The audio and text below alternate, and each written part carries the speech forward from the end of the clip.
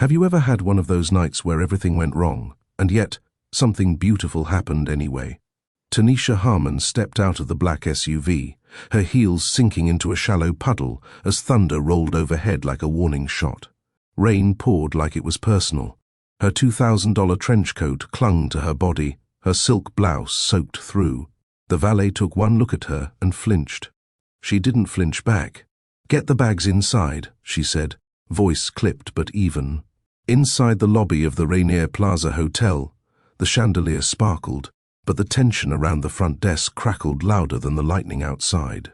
Tanisha strode up, her phone now dead, her patience already buried. Reservation for Tanisha Harmon. Penthouse suite. The clerk blinked. I'm so sorry, Miss Harmon. There's been a system issue. Your room was released by accident, and with the storm, we're now completely booked." She stared. "Reassigned," he continued, voice trembling, "to a corporate executive from Munich. I've already tried contacting him, but—" Tanisha raised her hand slowly. "Let me understand this," she said. "I book a penthouse suite 3 weeks ago. I arrive on time during a Category 1 thunderstorm, and you're telling me I have nowhere to sleep?" The clerk's Adam's apple bobbed. "We have one space left. A shared suite, technically separate bedrooms, just shared common space.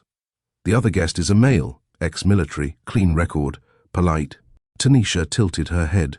"So, to clarify, you want me to bunk with a stranger?" He nodded quickly, eyes darting to the manager nearby. "That's all we have." "I'm terribly sorry." Tanisha glanced behind her. The lobby was a sea of stranded travelers with luggage, soaked coats, and eyes pleading for any available space. She looked down at her own waterlogged heels, her laptop bag, and the lightning dancing across the window panes. And for once in her perfect, curated life, she let go. "Fine," she said. "But if he so much as breathes funny, I'm buying this hotel and evicting everyone within a 6-block radius." She knocked once, swiped the key card, and stepped inside. The suite was quiet, dimly lit. She walked in, wheeling her bag behind her, and turned to close the door, only to freeze mid-motion. There he was, shirtless, barefoot, towering. He stood at the edge of the bedroom, towel around his neck, dark jeans riding low on his hips. His chest was cut like marble, scars peeking out beneath a tribal tattoo curling down his bicep. His face, sharp, jaw set, eyes alert. He stared at her the way soldiers probably scan minefields. "You're the billionaire roommate?" he asked. Tanisha dropped her umbrella into the bin and didn't blink. "You're not dead. Good. Let's keep it that way." He chuckled just once and stepped aside, gesturing with one arm. "I took the left room. Yours is on the right. Fresh towels in the hall closet. I won't disturb you." His voice was gravel wrapped in velvet, deep, measured. "I wasn't expecting company," she muttered, stepping inside. "Neither was I." He turned back into his room without looking again. Tanisha closed her door behind her, dropped her soaked bag, and stared at the plush room. She was used to penthouses and presidential suites, but suddenly, this standard suite, with its dim lights, beige walls, and faint scent of cedarwood, felt human. She pulled off her wet clothes, towel-dried her hair, and wrapped herself in the oversized robe provided. Then she powered up her laptop and settled onto the small couch in the shared living room. She didn't hear him come out at first, but then the scent of coffee hit her. He walked into the kitchenette like he owned it, barefoot and shirtless, and began brewing something dark and strong. "You always this charming?" she asked, without looking up. He glanced her way. "Only when I share rooms with Forbes cover models." She raised an eyebrow. He poured a mug and held it out. "Figured tech billionaires drink artisanal matcha, but this is all I got." She accepted the mug without a word. "Only when we're not trapped in purgatory with sarcastic soldiers who think charm is a survival skill." He grinned. "Touché." They didn't exchange names. Not that night. She worked quietly. He read a novel with a torn spine. Around 11:30 p.m., the storm knocked out the cable. "Looks like entertainment's down." Tanisha closed her laptop and exhaled. "Figures. Thai takeout?" he offered, holding up a paper bag. They delivered before the sky broke open. She blinked. He pulled out 2 cartons and chopsticks, red curry or ginger noodles, and somehow they ended up on the couch, cross-legged, chopsticks clicking, eating in candlelight. She found herself laughing, actually laughing, as he did a spot-on impression of the hotel manager's fake smile. A bolt of thunder cracked so loud that Tanisha flinched involuntarily. He paused mid-sentence. She didn't realize her body had tightened until he reached across the couch. He didn't speak. He just placed his palm over hers. Not demanding, not suggestive, just stillness. Storms, he said softly. They always sneak up on you. Tanisha nodded slowly. So do nights like this. The storm didn't let up. Rain slapped against the window like it was trying to get inside, but the suite remained warm, quiet, suspended in time, the kind of night that doesn't feel real until you're telling someone about it years later. Tanisha sat with her knees tucked under her robe, balancing a carton of noodles on her lap. Everett, still nameless to her, leaned back on the opposite end of the couch, chopsticks in hand, ankle resting on one knee. The faint light of a phone screen lit his face as he scrolled. "You always this relaxed?" she asked. He glanced up. "Only when I don't have to fight my way through traffic, clients, or a grocery store parking lot." She smirked. He set the phone aside. "You always this uptight?" "Only when people ask me questions like that." They both laughed. It wasn't the kind of laughter she was used to, the polite kind, the kind that echoed across boardrooms but never touched her ribs. This was different. This was real. The next boom of thunder cracked so loud that the walls trembled. Tanisha instinctively curled closer to herself, wrapping her arms tighter. A habit born from childhood storms and a mother who always worked the night shift. Everett saw it. He didn't say anything. He just stood, walked over to the small minibar, pulled out a hotel blanket, and gently draped it over her shoulders. She stiffened, but only for a moment. "Thanks," she murmured. He settled back into the armchair this time, closer to her, still a respectful distance. There was silence for a moment, then his voice, soft but certain. "I used to hate storms." She looked over. He stared at the rain. They reminded me of things I couldn't control. The battlefield was loud, but a thunderstorm was louder in my head. Tanisha didn't ask for details. She didn't need them. The weight behind his words was enough. "I hated them too," she said after a beat. "My mom used to work nights, left me with an old radio and a cold apartment. Thunder used to sound like arguments waiting to happen." Their eyes met, and in that moment, 2 people from very different worlds weren't so different at all. "Ever been married?" he asked suddenly. She raised an eyebrow. That escalated quickly. "Curious.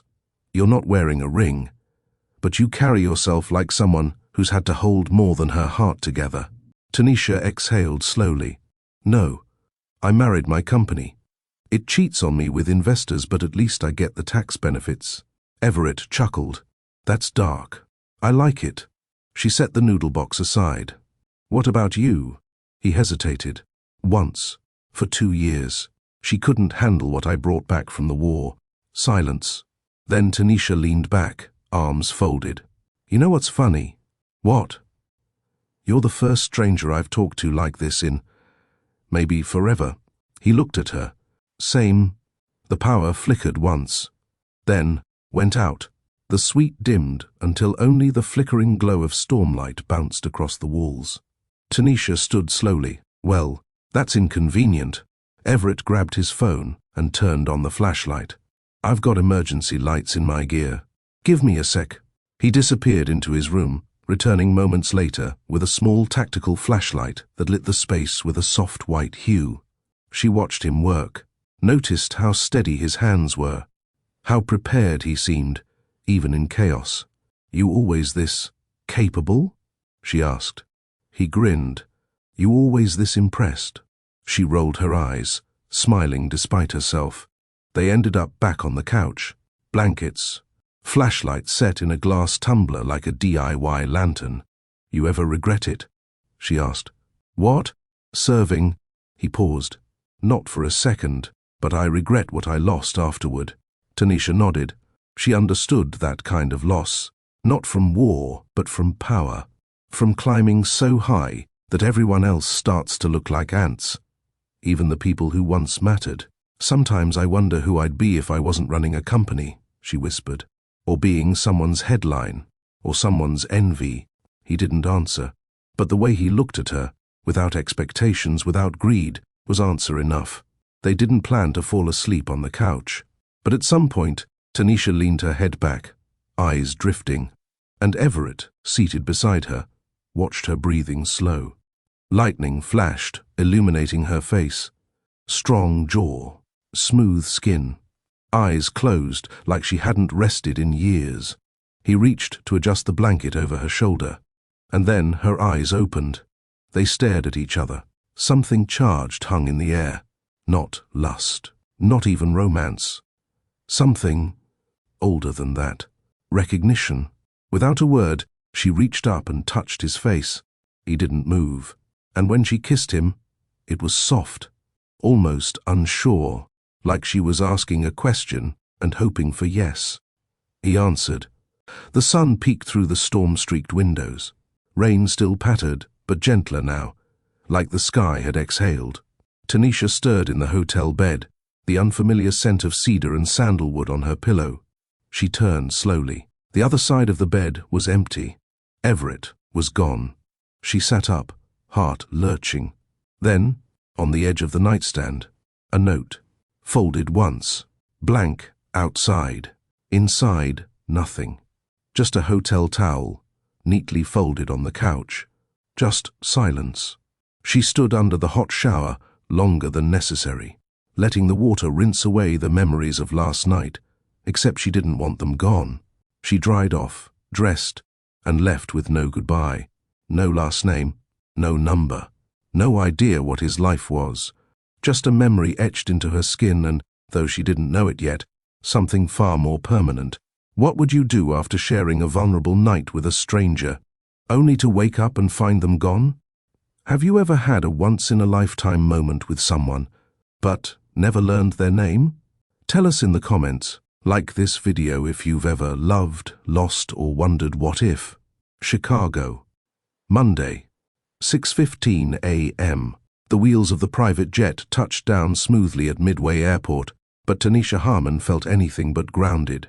Her eyes were open, but her body was still somewhere in Seattle, in a dim hotel suite, beneath soft blankets, beside a man whose name she never asked. She'd spent the entire flight trying to write him off as a mistake, but no spreadsheet, no executive memo, no mental whiteboard could organize what she felt right now.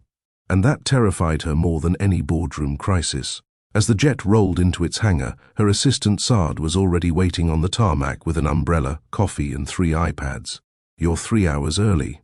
What happened to the keynote brunch in Seattle? Tanisha didn't respond. Saad blinked, eyes narrowing behind thick black-rimmed glasses. Girl, why do you look like you didn't sleep, but feel like you did? Tanisha brushed past her and climbed into the back seat of the tinted Escalade. What happened to my NDA folder for the new Raventech acquisition? Saad slid in beside her, right-hand side. But we're going to circle back to this energy you're giving off, ma'am. The ride into the city was quiet. Tanisha stared out the window, watching early morning Chicago stretch and yawn through fog and headlights.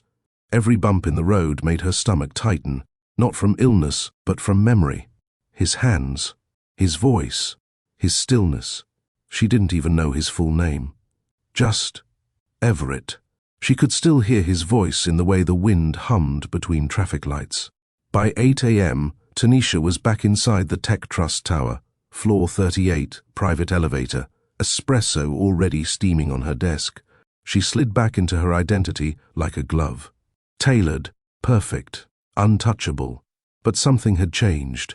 Because even as her team presented new UX developments and projected third-quarter forecasts, she felt it.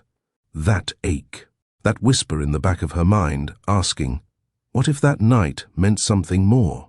Later that day, Shade cornered her in the executive lounge. You haven't made a single sarcastic remark since 7 a.m. That's either personal growth or emotional constipation. Tanisha looked up. I'm fine. No, you're in love, or in shock, or pregnant, or all three. Tanisha choked on her espresso.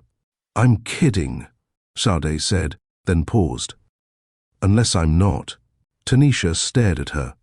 Oh. Oh, God. Said.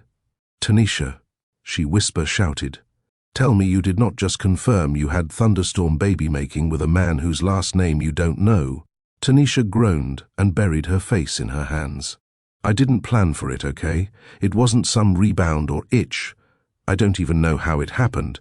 We were just talking. And then, was he fine? Tanisha shot her a look. Fine, fine, Sade said, mouth widening into a grin. He was quiet, ex-military, smart, scar on his ribcage, smelled like firewood. Sade fanned herself. Okay, ma'am. So you had coffee, curry, and combat cuddles. Got it. 3 weeks passed. The nights got longer. Chicago weather turned crisp, and Tanisha, structured, rational, always on schedule Tanisha, started falling asleep in meetings, gagging at the smell of espresso, feeling off. She told herself it was stress, jet lag, burnout, until one morning she opened her purse and pulled out a peppermint, and almost vomited on the spot. She stood in the executive bathroom, clutching the sink, staring at her reflection. And for the first time in a long time, she was scared. She drove herself to a discreet clinic in the South Loop. No press, no staff, no Sade, just her, alone, waiting. The nurse came back with a folder, her expression unreadable. Congratulations, Miss Harmon. Tanisha sat in her car in the underground parking lot, the engine off. 2 tiny sonograms on her lap, 2 tiny heartbeats growing inside her. She whispered into the quiet, "You've got to be kidding me." And then, like the woman she was, she opened her calendar app and rescheduled the rest of the day. She had work to do. She tried to find him, called the hotel, got stonewalled by policy, checked military databases, but Everett wasn't exactly specific. No last name, no phone number, no email. Only one night, and a forever growing inside her. So she did what powerful women do. She moved forward. Alone. The boardroom was a frozen lake of tension. Across a long mahogany table, 12 division heads watched Tanisha Harmon lead Tech Trust's quarterly summit with a kind of poise that had made her the youngest black female billionaire in American corporate history. Her navy dress was tailored, her voice crisp. Every word was measured, every number delivered with precision. She was 5 minutes away from closing a $120 million defense logistics software deal. And then, her water broke. Not quietly. A sharp breath escaped her. Her body froze. Everyone turned. Tanisha calmly slid her chair back. "Excuse me," she said, her voice so composed it might as well have been a calendar reminder. "This meeting will reconvene in 72 hours. She walked out of the room, water soaking through the back of her dress. Her assistant, Saad, already on the phone, met her halfway down the hallway. "The car's downstairs. I've got your overnight bag. And yes, I called in private security so the media won't follow us." Tanisha grunted, one hand pressed against her belly. "You know, for once, I'm glad you're over-prepared." "Ma'am," Sade smirked. "I bought the hospital a private wing." "You're welcome." Chicago Memorial was a fortress that night. Closed wings, blacked-out windows, and a security team tighter than a presidential motorcade. Tanisha's contractions came fast and without warning. She gritted through every one without a single scream. Her doctor, a kind woman with kind eyes, gently announced the words that made time stop. "You're having twins." 6 hours later, in a dim, quiet room, Tanisha held them. Liam. Then, Lily. Liam came out with a full head of curls and fists already clenched like he was ready to fight the world. Lily followed, calmer, eyes wide like she'd seen lifetimes. Tanisha stared at their tiny faces. the same hazel eyes, her lips, and his jawline. She didn't cry, but something cracked inside her that no amount of steel or silence could hold back. "Hi," she whispered. "I'm your mama. And you don't know it yet, but you've already saved me." 3 weeks later, the world found out. It wasn't planned, but one overeager nurse posted an anonymous congratulations tweet with a blurry photo of 2 bassinets. The internet did its thing. By the time Tanisha held her morning tea, the Chicago Weekly had already published its cover.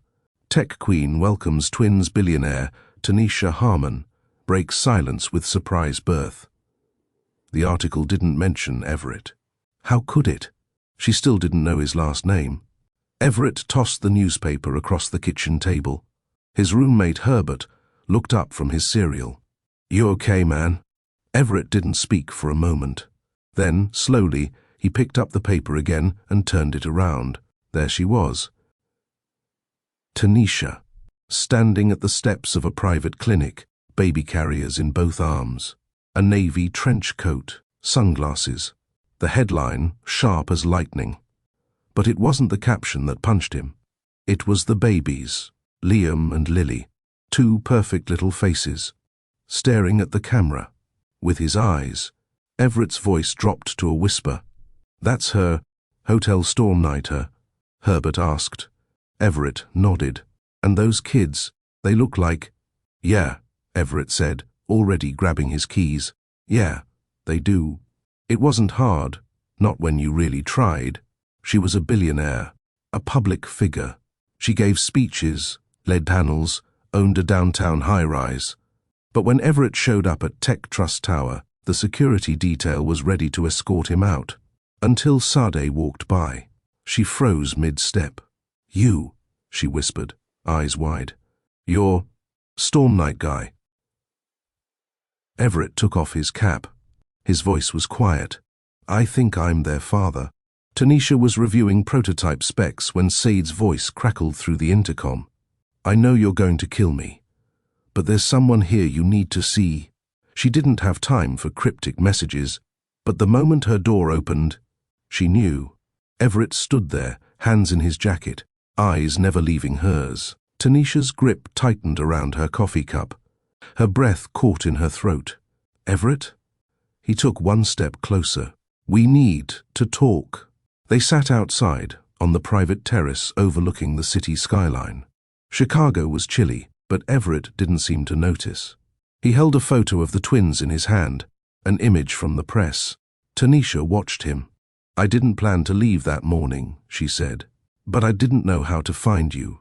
"I looked for you too," he replied, "but I only had your first name."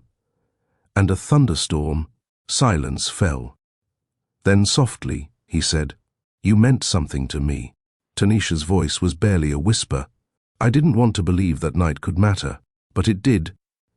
He nodded slowly. "Can I meet them?" The room was warm, with soft lullabies humming from a Bluetooth speaker tucked in the corner. 2 bassinets stood in the center of Tanisha's condo living room, side by side like they had always belonged. The curtains were drawn, bathing the room in the late afternoon amber glow of a Chicago sun. Everett stood still, hands clenched, breath uneven, his eyes locked on them, tiny fists, tiny feet, tiny versions of him. "That's Liam," Tanisha said softly. "He's the loud one." Everett's lips parted as the baby on the left let out a sleepy grunt. "And that's Lily. She likes staring contests. She always wins." Everett slowly stepped forward. He dropped to his knees beside the bassinets, his rough fingers trembling as he reached down. Liam yawned, stretching one chubby hand toward him. Everett didn't touch him at first. He just stared. Then, with a breath like a prayer, he held out a finger. Liam grabbed it instantly. Everett exhaled, and it sounded a lot like a sob. "I've never held a baby before today," he admitted. Tanisha, watching from the couch, smiled. "That makes 2 of us. Until 9 weeks ago." Everett gently scooped Liam into his arms, supporting his head the way he'd seen in every parenting video over the last 24 hours. The baby nestled into him like he'd been waiting for this moment all along. Lily followed, her wide eyes blinking up at Everett as he held her like crystal. "She has your eyes," he said, voice cracking. "They both do," Tanisha whispered. Everett sat down on the floor, both twins in his arms, tears slipping silently down his cheeks. Tanisha lowered herself beside him, cross-legged, her shoulder brushing his. For minutes they just sat, watching Liam and Lily drift in and out of baby dreams, soft breaths rising and falling. Then Everett asked the question that had haunted him since the morning he read the paper. "Why didn't you find me?" Tanisha looked away. "You were a stranger, Everett. I didn't know your last name. I didn't even know if that night meant anything to you." "It did," he said. "More than anything in years. You could have left a note." "So could you," she countered. Silence. "I was scared," she admitted finally.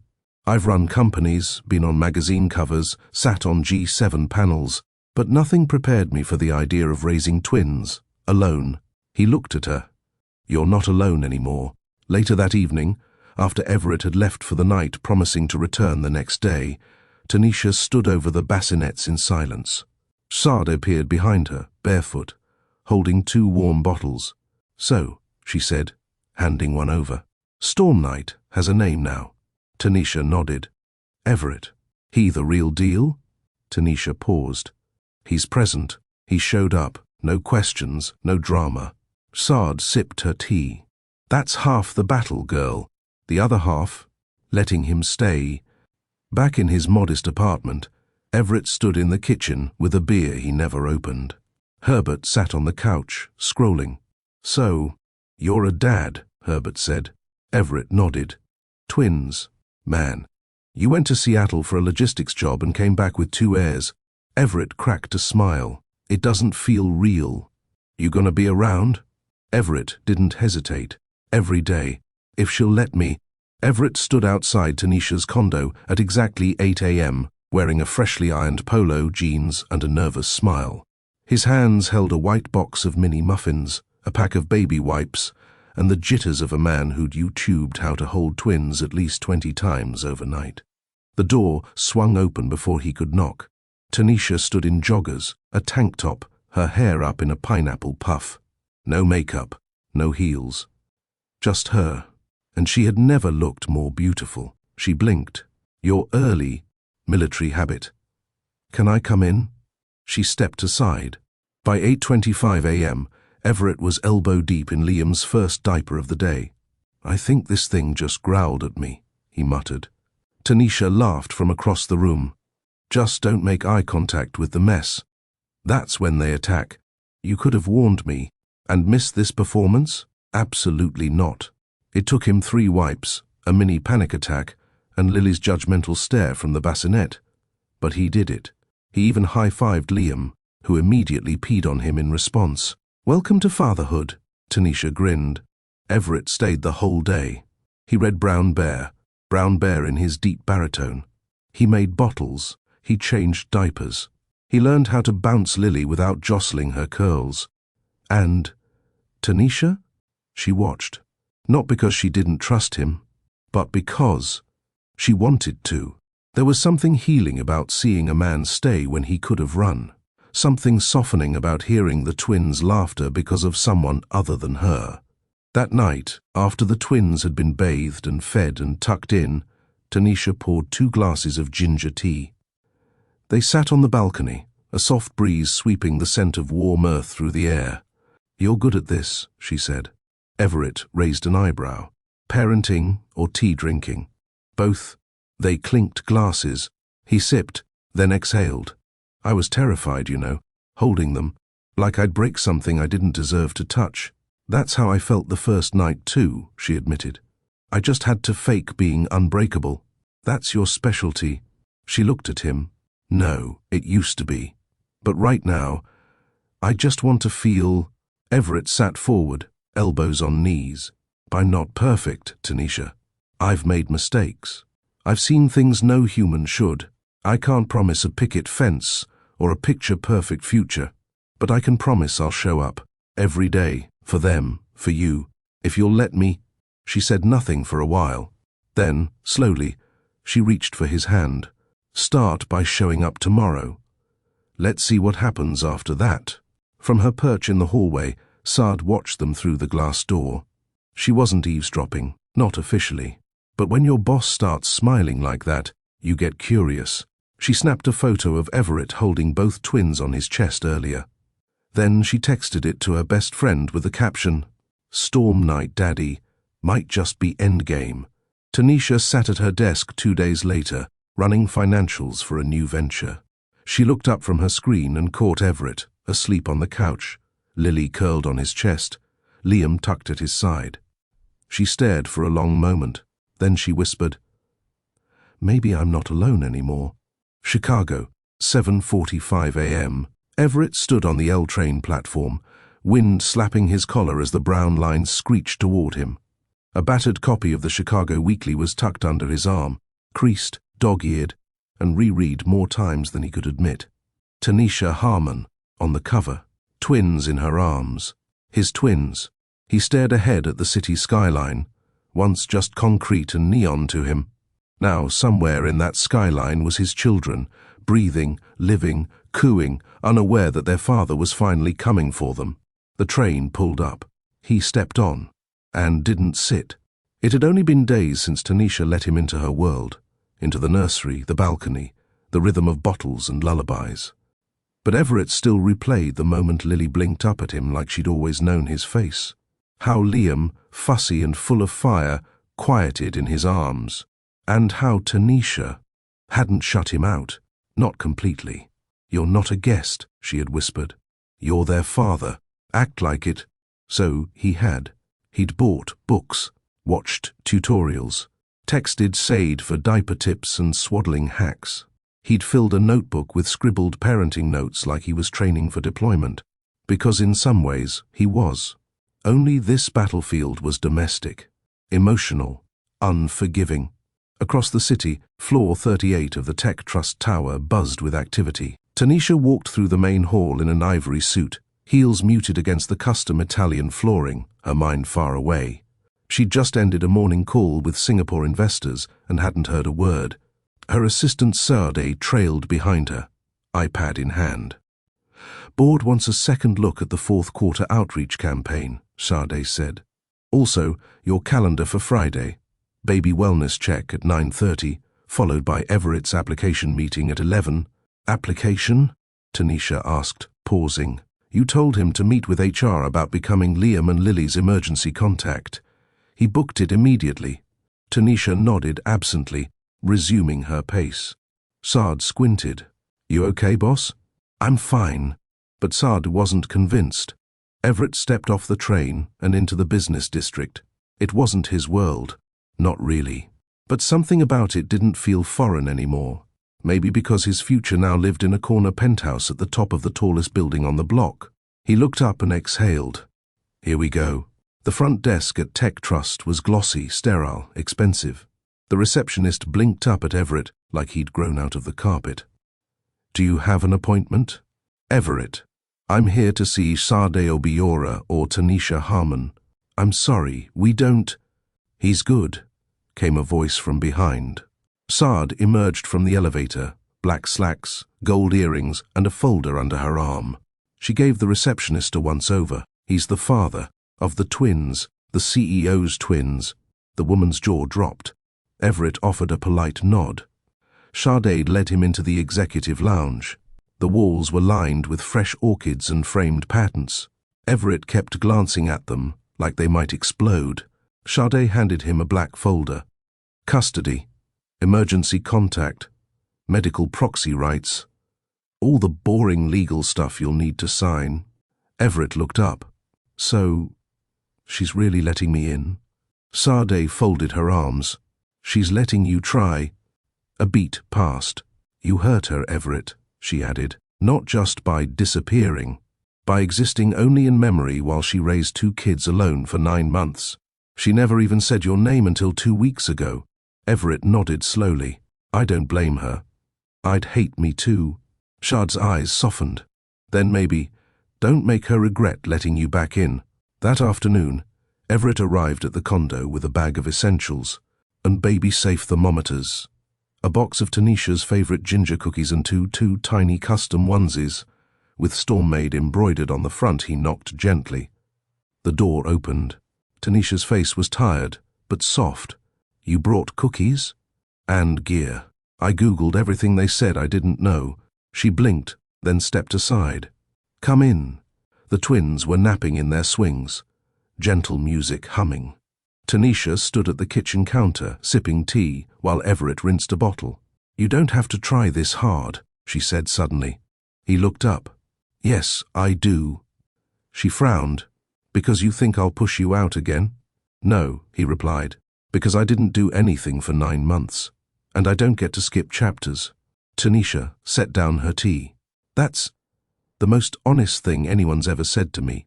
The doorbell rang. Tanisha frowned. "I'm not expecting anyone." She opened the door.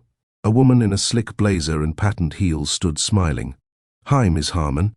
I'm Shelby from Chic CEO magazine. We'd love to feature you and the twins for our Women in Power campaign. Just a quick photo." "Absolutely not," Tanisha snapped. Everett stood behind her, jaw clenched. "This is a private residence. I'll just grab a few candids." Everett stepped forward. "Ma'am." "Leave." The woman faltered, eyes bouncing between Tanisha and Everett, then turned and scurried off. Tanisha closed the door and locked it, then turned around slowly. "You didn't flinch," she said. "You had fire in your eyes," he answered. And then they laughed, together, like wind through an open window. That night, Liam coughed, a short burst that sent Tanisha bolting upright. She reached him first, scooped him, checked his forehead. "It's warm," she whispered. Everett was already dialing the pediatric line. "He's breathing okay. No wheezing. But it's better safe than sorry." They bundled Liam into a tiny coat. Everett drove them to the clinic. Tanisha sat in the back, murmuring to Liam the entire way. It was nothing serious, just a mild fever, overstimulated, slight congestion. But Everett never left his side in the exam room. Tanisha watched him hold Liam's hand like it was made of gold. "I wasn't even sure I'd be a good mother," she said softly. "Now I can't imagine doing this alone again." He didn't speak, just smiled at her. And that said more than words ever could. 2 days later, downtown Chicago, the sound of heels on marble echoed as Tanisha and Everett stepped into the atrium of the Four Seasons Conference Center. The Tech Trust mid-year investor briefing was moments from starting, and every major outlet in finance media had someone in the room. Everett, now suited in charcoal and navy, stood behind her, not as a bodyguard, but as something new, a steady presence, a father, a partner in progress. Tanisha adjusted the lapel of her cream blazer and paused just before the press doors. "You ready?" she asked, not looking at him. "You." He countered. She gave him a sidelong glance. "Let's see who blinks first." They entered together. Cameras clicked immediately. Whispers filled the air. Everyone recognized Tanisha Harmon. But the man beside her, he wasn't on any Forbes list, not a board member, not a known quantity. And he was holding the baby carrier, with Liam inside, softly snoring in a tiny Tech Trust onesie. Tanisha took the stage. Everett slid into the front row beside Sard, who cradled Lily. A reporter leaned over. "Is that the father?" Sade raised a brow. "Is that your business?" She stood before the screen, her voice strong and unshaken. "You've all seen the headlines. Yes, I became a mother. Yes, it was unexpected. But here's the truth. My family didn't subtract from my strength. It refined it." Murmurs spread like ripples. "The future of leadership isn't rigidity. It's balance. It's love and logic. I'm building Tech Trust for the world my children will inherit. And that makes me more focused than I've ever been." Applause erupted. Behind her, Everett smiled. Liam stirred in his sleep, then cooed. As they exited, Everett noticed a sharply dressed man lingering backstage. Tailored pinstripes, designer watch, phone in hand. "Tanisha," he called out. She turned, her face tensed. "Andre." Everett's posture straightened slightly. Andre stepped forward. "You look incredible. And the babies. Wow. I didn't expect to see you glowing with twins on your hip. Everett stepped up beside her. Andre's eyes flicked over to him. And you are? Everett. A long silence. Oh, Andre said lightly. I thought you weren't into average. Tanisha's voice cut like glass. I was never into men who cared more about headlines than holding my hand. Andre smirked, but retreated. Well, congrats on the glow-up. Hope it lasts.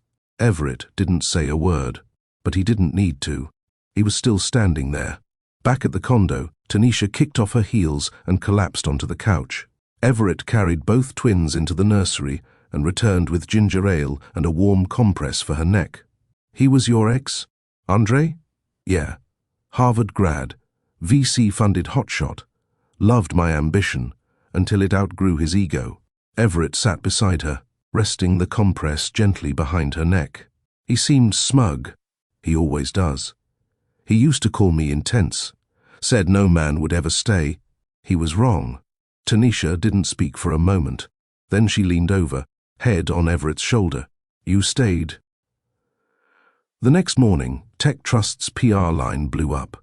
An anonymous source had tipped Business Today Weekly that the father of Tanisha's twins was a military nobody with no financial stake in her company. The headline?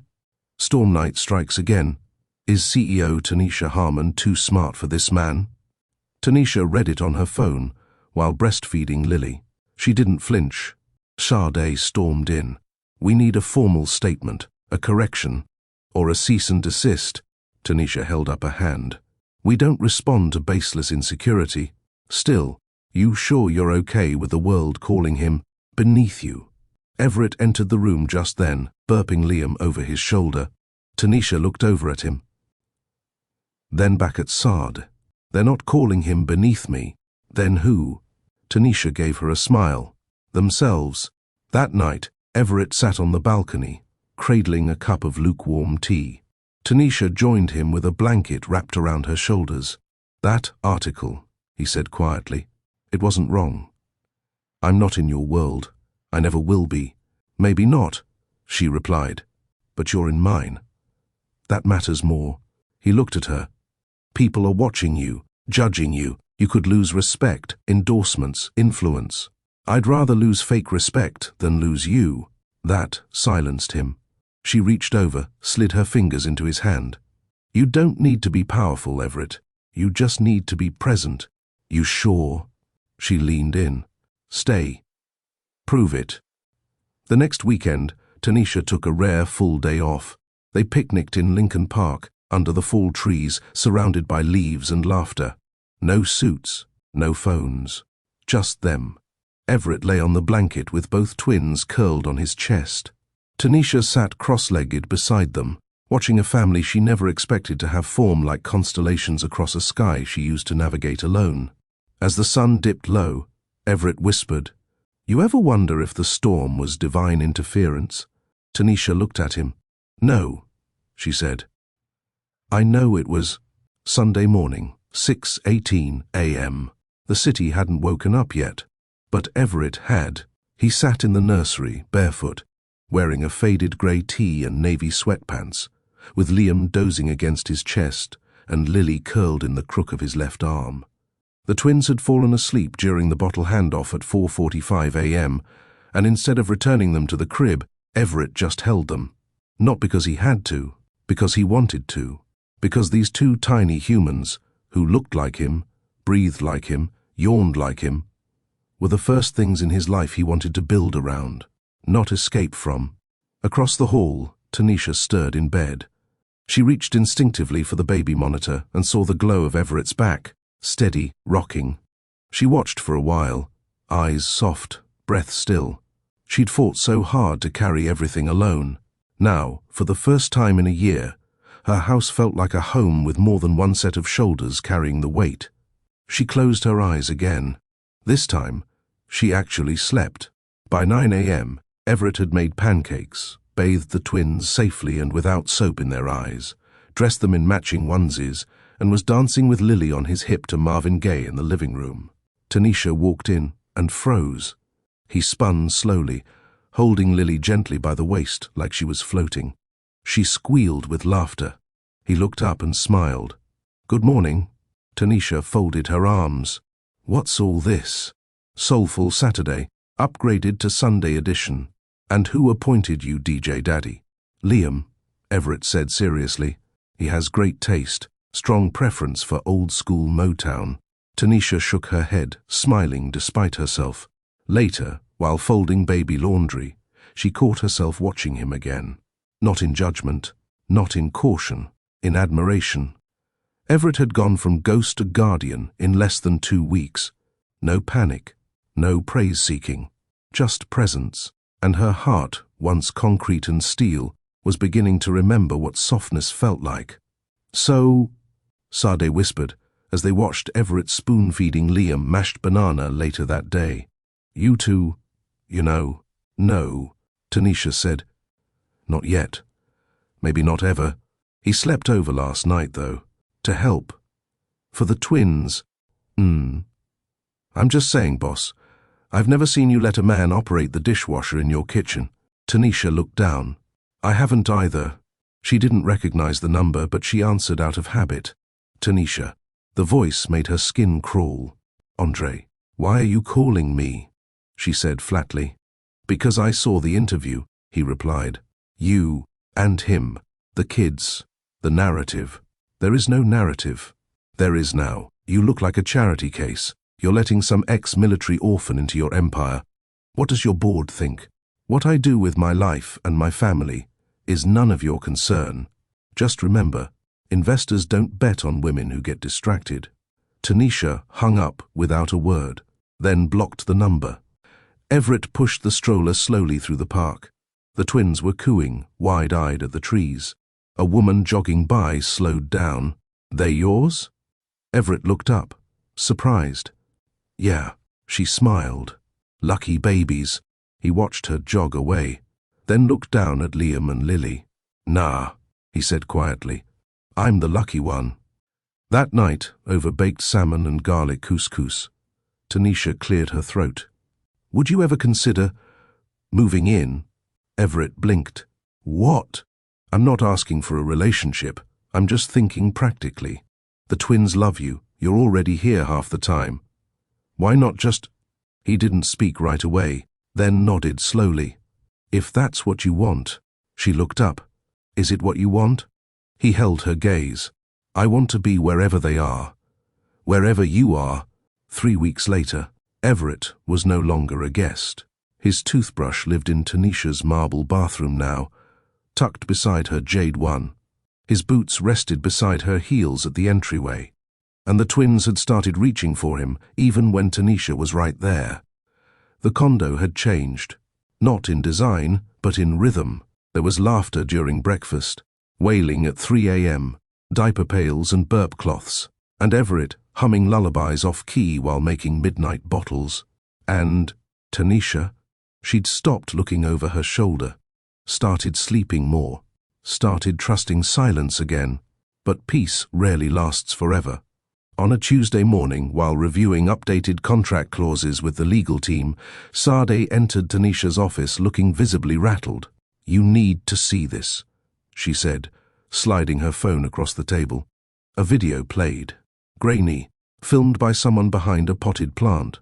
It showed Tanisha and Everett kissing in the park, Lily asleep in the stroller beside them. A warm moment, a real one. But the video was captioned, "Is this the man behind Tech Trust CEO baby scandal? Unknown ex-soldier now living with Harmon, gold digger or co-parent?" "It's trending," Sade added grimly. "Already hit 700K views in the last 2 hours. Tanisha's face went stone cold. She tapped her fingers once, then said nothing. That afternoon, Everett opened his email to find a message from a former commanding officer. Ignore the noise. Some people only see headlines, not heart. He didn't understand at first, until he opened the link and watched the video.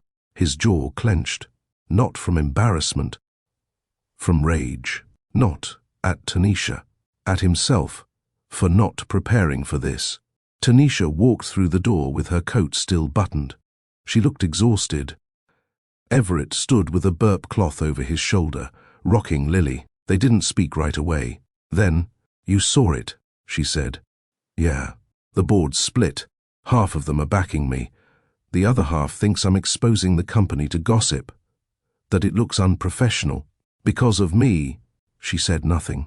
That silence hit him harder than shouting would have. That night, Everett packed a small bag. Tanisha found him in the guest room, folding a t-shirt. "What are you doing?" "Giving you space.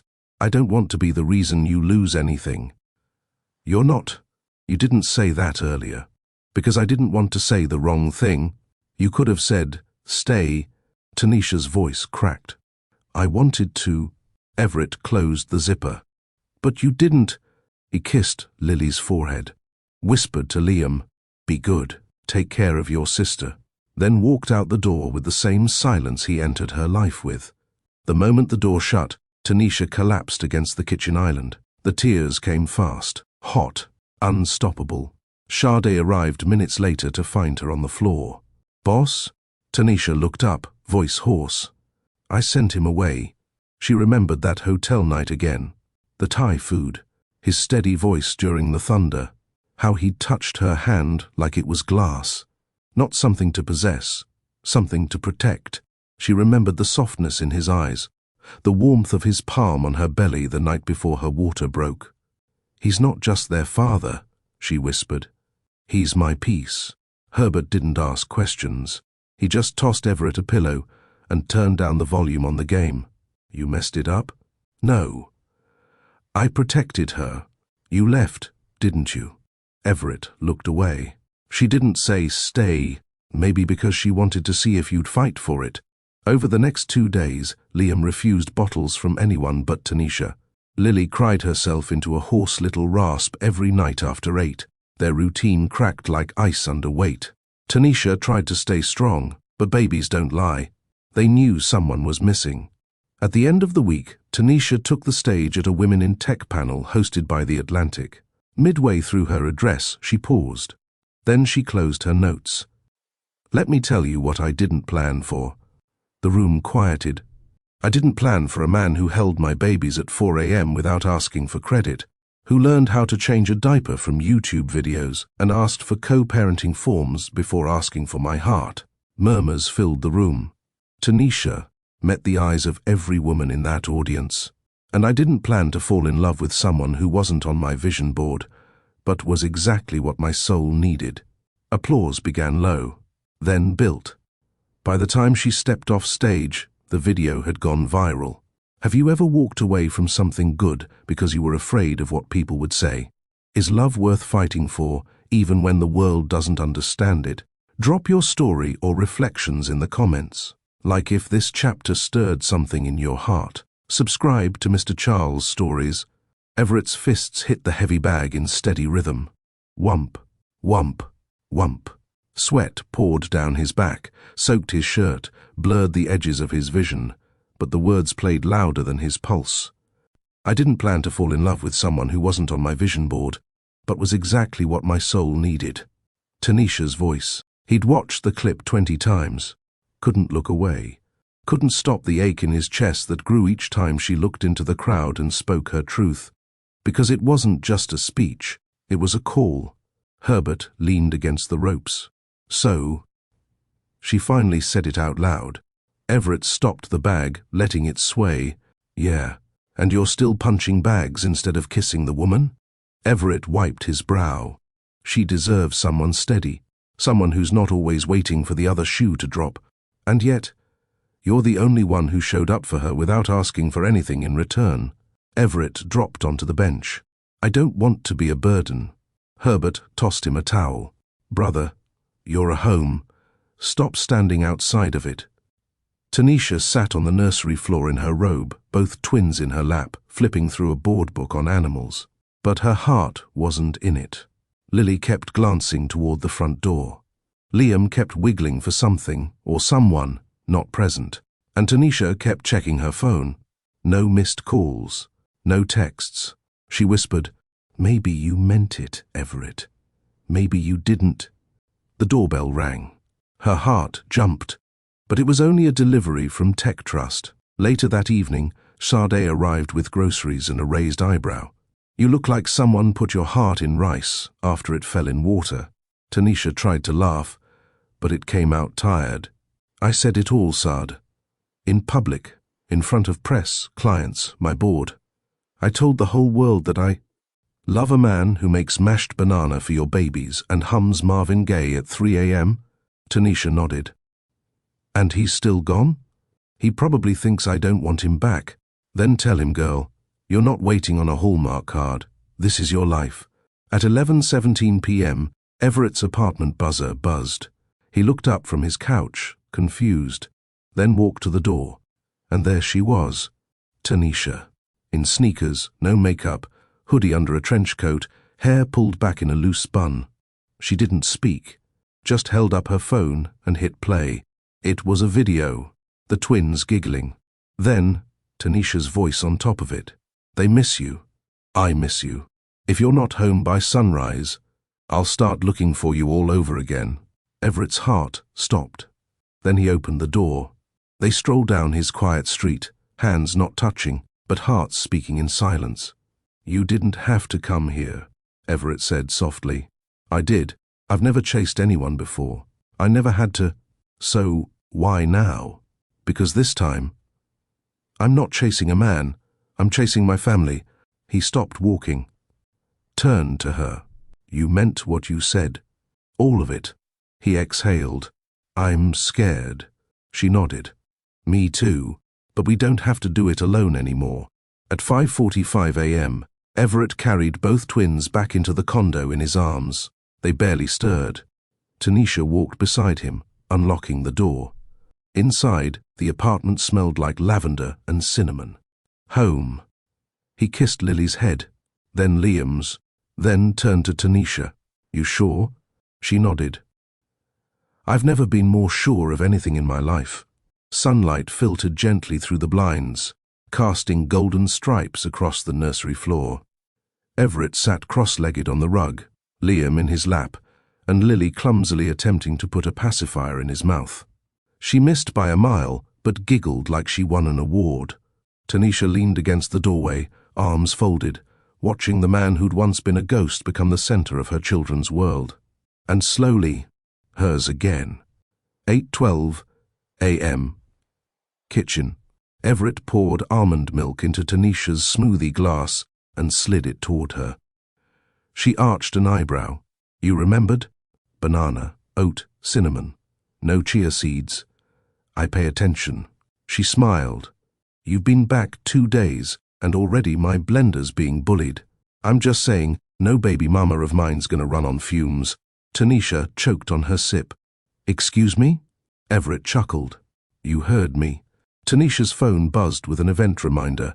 Everett, 3 p.m. Appointment at J&L Jewelers, private room reserved. She frowned, confused, then turned to see Everett tossing on a jacket, car keys in hand. Where are you going? Errand. Be back before dinner. Need anything? Just you waiting here when I come back. He kissed her on the forehead and disappeared down the hallway. The private room inside J&L was quiet, plush, dimly lit. Everett stared at 3 open boxes. Each ring was different. One was sharp and classic. Another was vintage. But the third, twin sapphires wrapped in a protective halo of tiny diamonds. One sapphire was deep blue, Liam's birthstone. The other, soft pink, Lily's.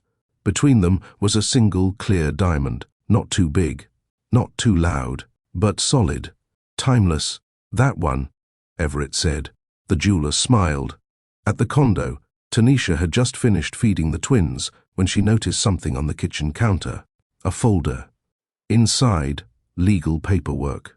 Everett had transferred a portion of his military pension into a custodial trust for the twins. There was a letter attached. They're not just yours, they're ours.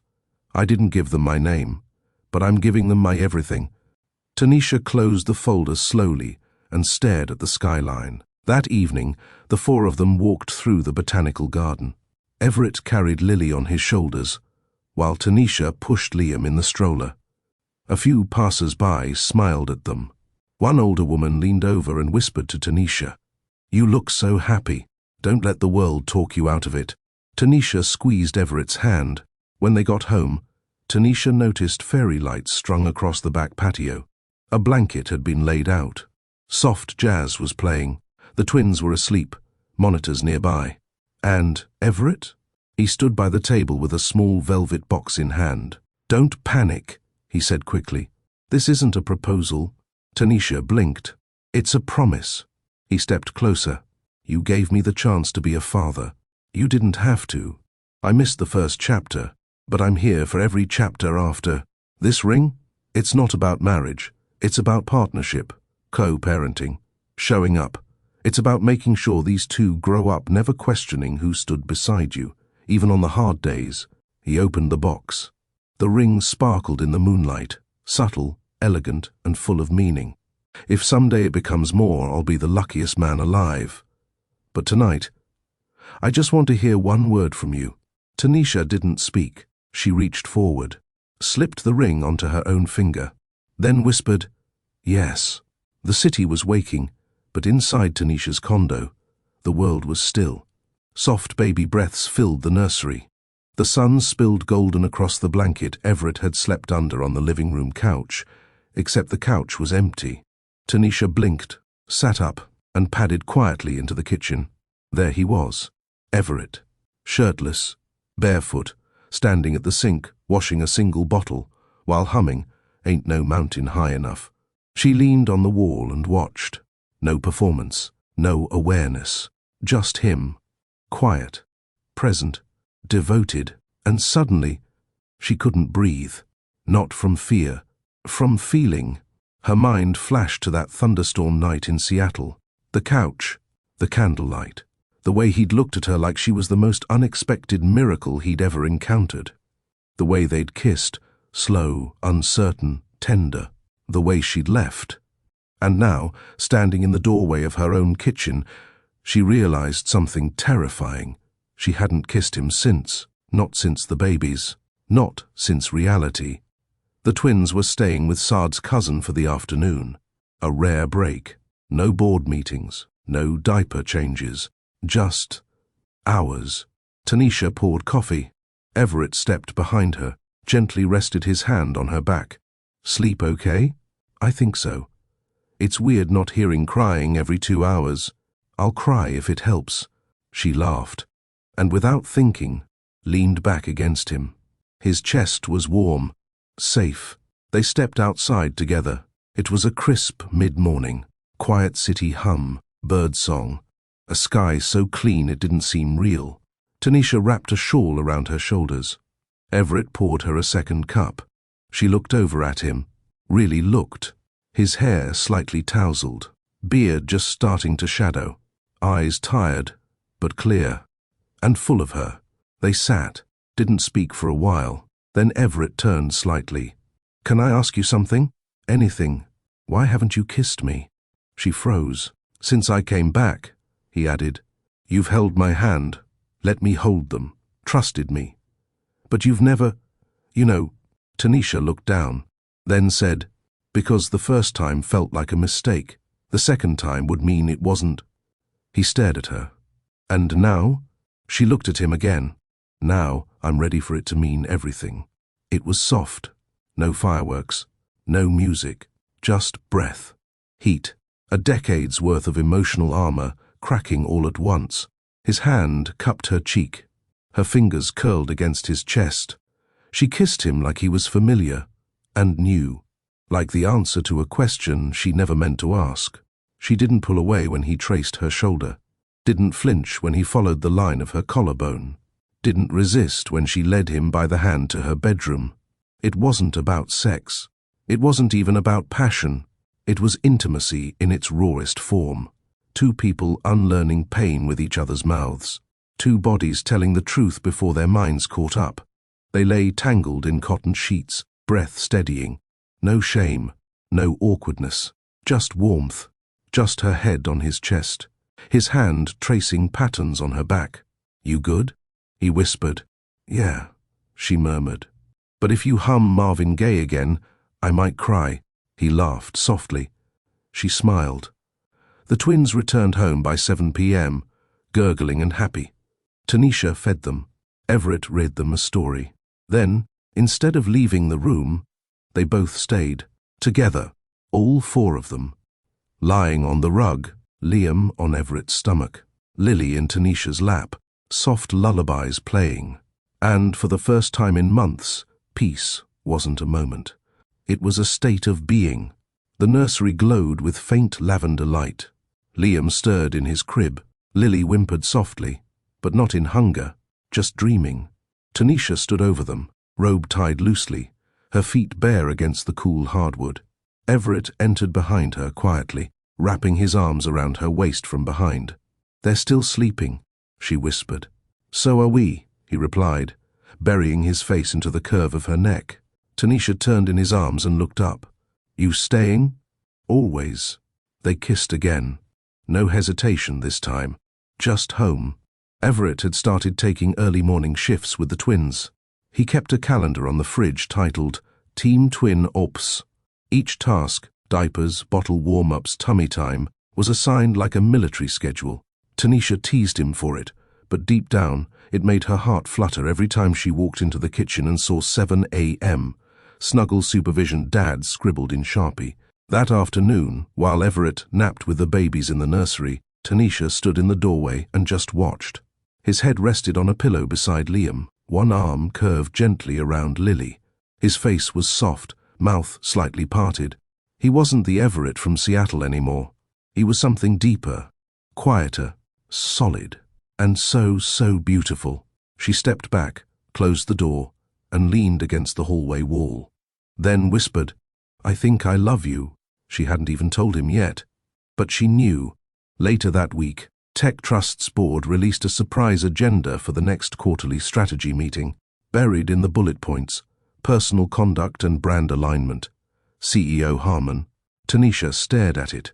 Everett noticed her stiffen as she read, "Problem.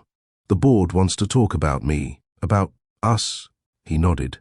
"You knew it would come eventually. They think you're too simple, too unpredictable." He raised an eyebrow. "Unpredictable? Because you're not in the 1%. He didn't flinch. "And what do you think?" Tanisha looked him dead in the eye. "I think I built a billion-dollar company from nothing. I can handle 12 old men who've never changed a diaper." At the board meeting, Tanisha didn't flinch. She answered every question calmly, assertively. No, Everett was not interfering with operations. And yes, the twins had a structured routine. No, her focus hadn't shifted. Yes, she was still delivering results, and more. "Leadership isn't about isolation," she said at the close.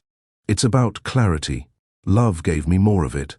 Then she walked out, head high, and Everett waiting for her in the lobby with a blanket-wrapped Lily on one arm and Liam bouncing in the carrier strapped to his chest. The board members in the hallway watched the scene unfold. Tanisha kissed Everett on the cheek, then looked at them and smiled. "Gentlemen, if you'll excuse me, I have a family to raise." They sat on the couch with wine glasses and soft jazz playing. The twins had finally gone down after a rough teething spell. Tanisha turned, tucked her feet under her, and looked at him. "I didn't say it last night, or this morning, or when I should have weeks ago." Everett blinked. "Say what?" She set down her glass. "I love you." Silence. His eyes softened. He set his wine aside, then pulled her close. "You beat me to it." She laughed. "That's not the goal." "No," he whispered, pressing his forehead to hers. "But you win anyway. Not strangers, not guests, not just parents, but a team, a promise, and something neither of them had dared to dream of since the night a thunderstorm changed everything. The rhythm of life had changed. Gone were the constant alarms, the sterile boardrooms, the flashbulbs of magazine shoots. Tanisha now woke to the soft coos of Lily and Liam, the smell of Everett's Sunday pancakes, even when it was Tuesday, and the sound of laughter echoing off the kitchen tile. She hadn't planned this. She hadn't expected this. But every morning she woke up with Everett beside her, arms wrapped around her waist, their twins nestled between them or babbling from their cribs. She was reminded some blessings didn't arrive in spreadsheets. They came in whispers, warm touches, and hearts that finally stopped running. It came in a thick envelope, hand-delivered, embossed, gold-trimmed.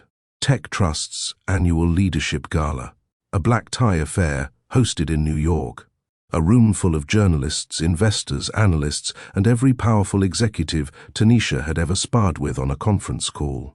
"You don't have to go," Everett said, watching her expression as she read the please reply. "I do," she murmured. "They'll be expecting a statement. You already gave them one when you walked out of that boardroom. This time, they expect me to show up with proof that the empire is still stable." He tilted his head. "And by proof, you mean a ball gown and a speech?" She smiled faintly. "And a father standing beside me who isn't intimidated by who I am." Everett leaned on the counter, folding his arms. "You want me to wear a tux? Only if you want the world to see the man who changed mine." He reached for her hand, kissed her knuckles gently. "Then, let's show them." The Waldorf ballroom shimmered with crystal chandeliers. Strings of golden light floated above velvet, draped tables. Waiters moved with precision, champagne trays balanced with ease. Tanisha descended the marble staircase in a navy gown that hugged her curves like it was designed for her alone. Hair swept into a sleek bun, diamond studs on her ears, a quiet power in every step. Everett waited at the bottom in a tailored black tuxedo, no tie, just a crisp, open collar. He'd shaved but left the scruff, and when he turned to see her, his smile almost knocked the air from her lungs. "You look like a queen," he murmured. "You look like someone I'd marry if I didn't already have 2 kids with him." He grinned, held out his arm. "Then I'm already the luckiest man here." As they entered the ballroom, all heads turned. Whispers floated through the room like perfume trails. "That's her. Is that the twins, father? He's not in finance, is he? He looks like a soldier." He was. Tanisha ignored them, but Everett heard every word. He didn't flinch, didn't fidget, didn't shrink. He stood taller. Because he wasn't there to impress them. He was there to hold space beside her. Later in the evening, Tanisha was called to the stage. She took the mic with practiced poise. Her speech was supposed to be about market trends and Tech Trust's forecast. But after 2 minutes of standard rhetoric, she paused, then said, "Success for many of us in this room is measured by numbers. ROI, valuation, shareholder satisfaction. But real success, the kind you carry with you when no one's watching, comes from how you show up when everything familiar disappears." She glanced at Everett, who sat at a table near the front. His hands were folded calmly. He gave her the smallest grounding nod. "9 months ago, I shared a room with a stranger. Not by choice, not by design, but because a hotel messed up and I was too tired to argue. That night, I met someone who didn't know my net worth, who didn't care about my titles, who made me laugh for the first time in years." She paused. "I didn't know then that he'd give me the 2 greatest gifts I've ever received, my children, or that he'd give me something rarer, peace." The crowd was silent. Not a breath, not a whisper. So when people ask what makes a CEO strong, I say this: learning to let your guard down, letting love in, being vulnerable enough to receive what the world is trying to hand you, even when you're not asking. Applause erupted, a standing ovation, but Tanisha only looked at Everett, and he looked back like she was the whole galaxy. They walked through Central Park in the cold, hand in hand. Snow dusted the trees like powdered sugar. Tanisha leaned into his arm. "I've never said any of that aloud before. You didn't have to. I already knew." She stopped, turned to face him under a vintage street lamp. "You think we're crazy?" "Oh, absolutely." He grinned. "But we're the kind of crazy that builds something that lasts." She leaned in. He kissed her forehead. "Let's go home," she whispered. "To Chicago?" She shook her head.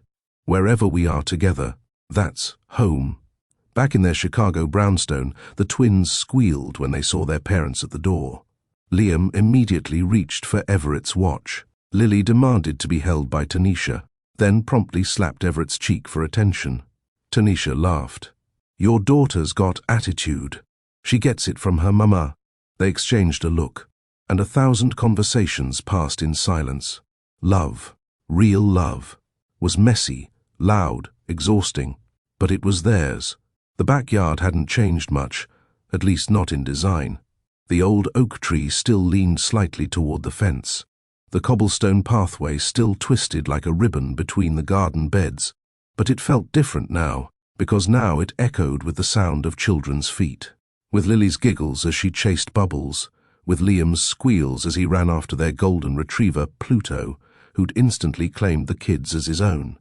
And in the center of it all stood Everett, holding a tangle of wires, blinking fairy lights, and a smirk. "Are you sure you know how to string those without electrocuting yourself?" Tanisha teased from the patio door. "Do I look like the kind of man who reads instructions?" He replied. "That's exactly the problem." She watched as he climbed the short ladder and began wrapping lights around the pergola beam. He was meticulous, not just about the setup, but about everything. The kids, the garden, her coffee. He noticed the things no one else had time to see. It was one of the reasons she loved him, and lately she'd stopped fighting that word, love. Not the kind in headlines or declarations across billboards, but quiet love, solid love, the kind that made her forget to check her email at midnight, the kind that made her walk past her home office just to peek in and see Everett sleeping on the floor beside the twins' crib, one arm stretched out protectively. That kind of love? It was loud in the silence. Later that evening, she stepped into the backyard again, drawn by the soft glow now pulsing from every corner. Lights hung in lazy loops above the patio. Candles flickered inside mason jars. A slow jazz tune floated from the Bluetooth speaker. She turned and stopped. Everett stood in the middle of it all, wearing a linen shirt open at the collar, sleeves rolled. In his hand, a velvet box. Her breath caught. Everett. He smiled, but there was something serious in his eyes, something reverent. "I know I'm not the guy anyone expected," he began, voice quiet. "Not the Wall Street husband, not the Ivy League partner. I've got scars where most men have degrees." She tried to interrupt, but he held up a hand gently. "I don't have a hedge fund or a 5-year plan, but I have this." He tapped his chest. "I have a heart that finally knows what peace feels like. Because of you, because of us." He opened the box. Nestled inside was a delicate ring, rose gold band, 2 sapphires side by side with a diamond resting just above. One for Lily, one for Liam, and one for the night that gave me all 3 of you. Tanisha covered her mouth.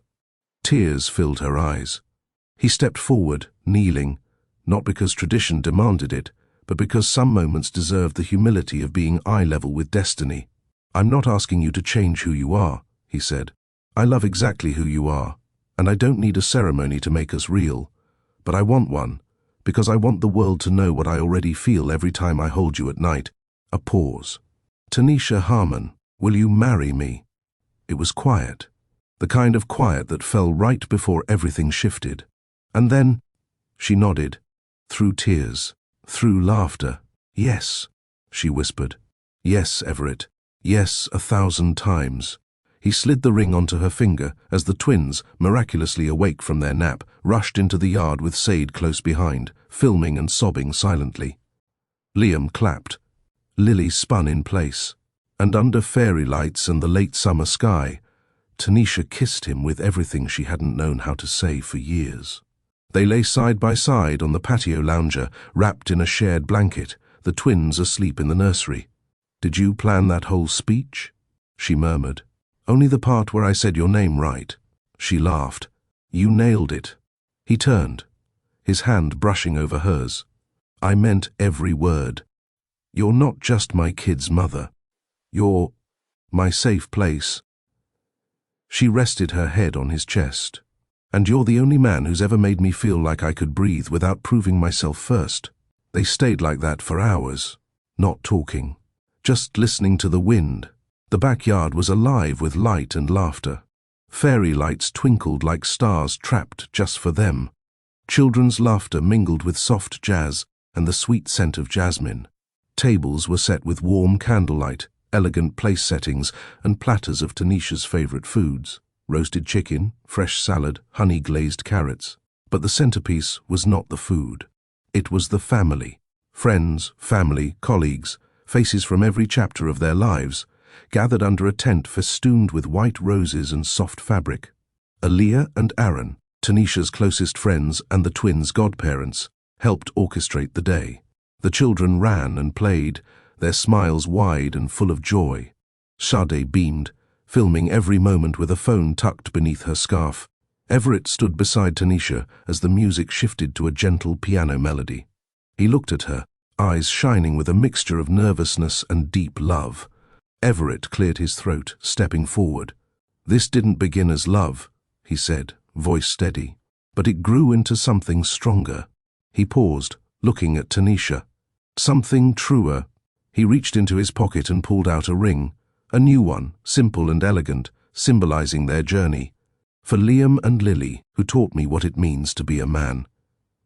For you, Tanisha, who showed me how to love without fear."